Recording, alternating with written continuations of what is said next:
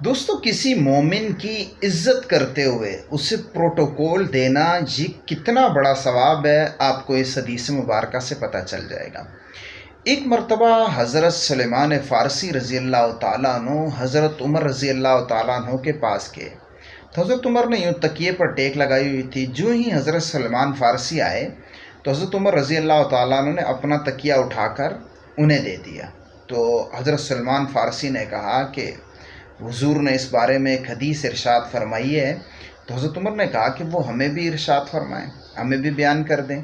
तो उन्होंने कहा कि रसूल अकरम सल्लल्लाहु अलैहि वसल्लम ने फरमाया कि कोई शख्स अपने किसी मुसलमान भाई के पास जाए और वो उसकी इज़्ज़त के लिए, उसके इकराम के लिए, उसे प्रोटोकॉल देने के लिए अगर उसे वो तकिया अपना दे देता है तो अल्लाह ताला उसकी मग़फ़िरत कर देता है। तो आपका भी कोई दोस्त, कोई मुसलमान भाई आए तो उसके लिए कुर्सी छोड़ दें, जगह छोड़ दें, तो इंशाअल्लाह इस पर आपको बड़ा सवाब मिलेगा और अल्लाह से मग़फ़िरत की भी उम्मीद है।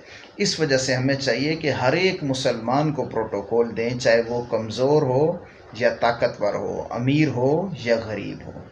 मुझे उम्मीद है कि आप इस हदीस पर अमल करेंगे, इसे दूसरे दोस्तों तक भी पहुंचा दें, क्योंकि बहुत से लोगों ने यह हदीस नहीं सुनी होगी।